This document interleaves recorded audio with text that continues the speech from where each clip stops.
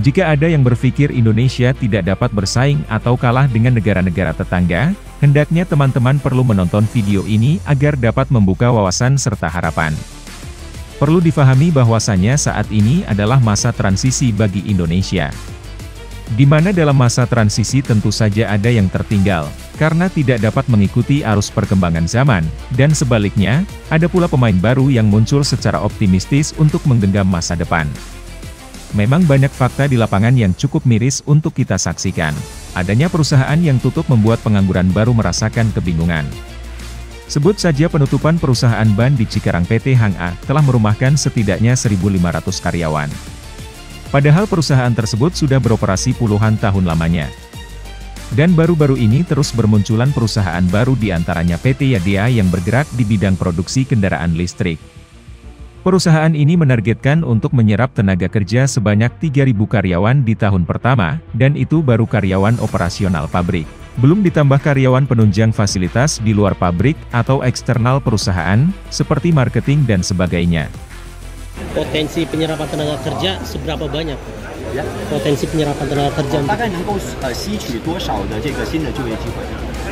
整个我们整个的供应链及产业链应该会超过3000个就业岗位。Saya rasa我们的销售会怎么算啊？放我们知道这个会超过3000个就业岗位。 dari bagian produksi ini, pabrik ini, saya rasa bisa menyerap 3.000 tenaga kerja, itu di luar tenaga pemasaran, ya. Jadi tenaga pemasaran nanti kami punya target tersendiri lagi. Target kami 1 tahun memproduksi 3 juta unit.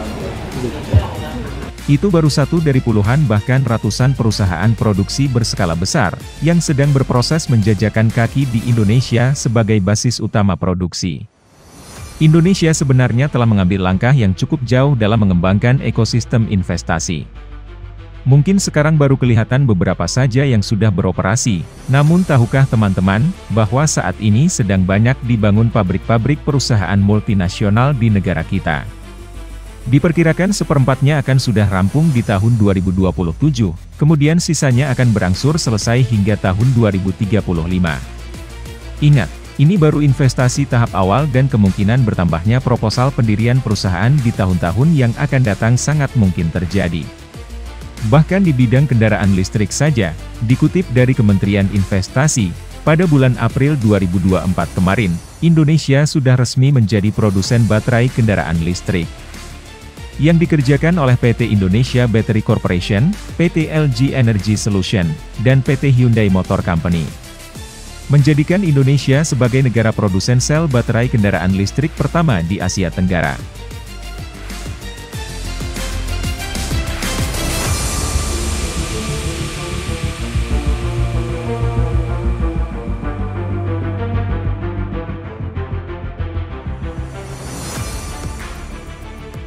Ekosistem besar.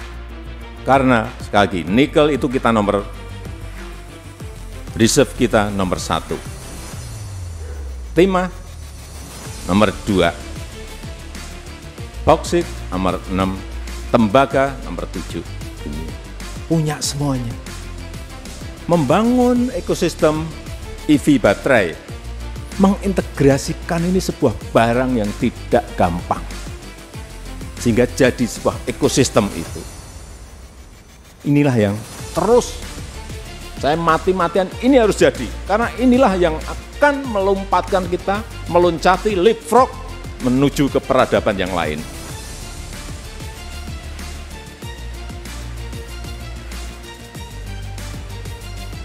Saya mati-matian untuk ini.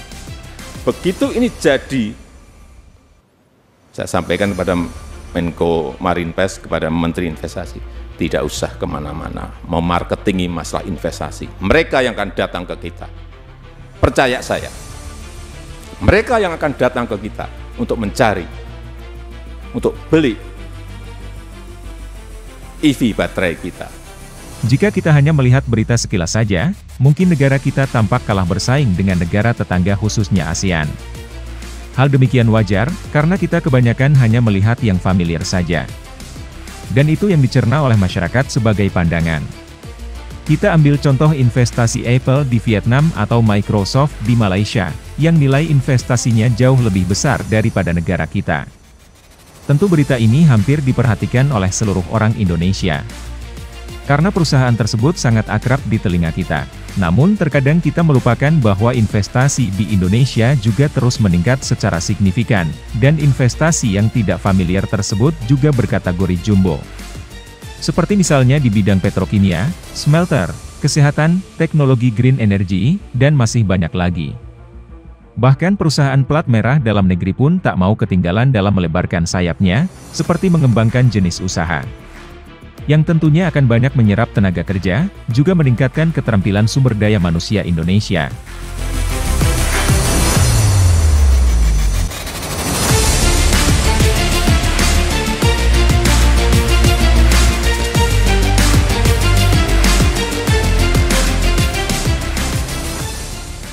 Berikutnya, Menteri Koordinator Perekonomian Airlangga Hartarto menegaskan kondisi ekonomi Indonesia saat ini sangat kuat dibandingkan dengan negara-negara lain. Bahkan pertumbuhan ekonomi Indonesia merupakan salah satu yang tertinggi saat ini di antara negara maju. Pertumbuhan ekonomi Indonesia yang sangat positif di level 5,11% pada kuartal 1 2024 ini menunjukkan laju perekonomian sangat ekspansif. Di mana Menteri Koordinator Perekonomian Airlangga Hartarto menegaskan kondisi ekonomi Indonesia saat ini sangat kuat dibandingkan dengan negara-negara lain. Bahkan, pertumbuhan ekonomi Indonesia merupakan salah satu yang tertinggi saat ini di antara negara maju. Di luar kuatnya pertumbuhan ekonomi Indonesia juga tercermin dari meningkatnya jumlah pekerja domestik yang dibarengi dengan menurunnya jumlah pengangguran. Selain itu, persentase tingkat pekerja formal tanah air juga ikut meningkat yang menandakan kestabilan ekonomi nasional. Jadi Indonesia tampil gagah karena pertumbuhan kita salah satu yang tertinggi, bahkan di OECD, dengan inflasi terendah. Inflasi kita 2,5 plus minus 1%. Tidak banyak negara inflasi rendah. Bahkan Amerika tidak bisa dapat. Menuju masa depan yang lebih baik, tentunya kita harus sangat cermat dalam memahami ekonomi negara. Bukan hanya melihat yang buruk saja, karena kita juga harus melihat suatu proses yang sedang berjalan. Supaya tidak selalu merasa pesimis dan berujung pada kemalasan serta perlambatan ekonomi. Di lain sisi rasa optimis dan percaya diri juga harus kita bangun bersama, agar dapat berkolaborasi dengan program pemerintah yang sudah disiapkan untuk masyarakat.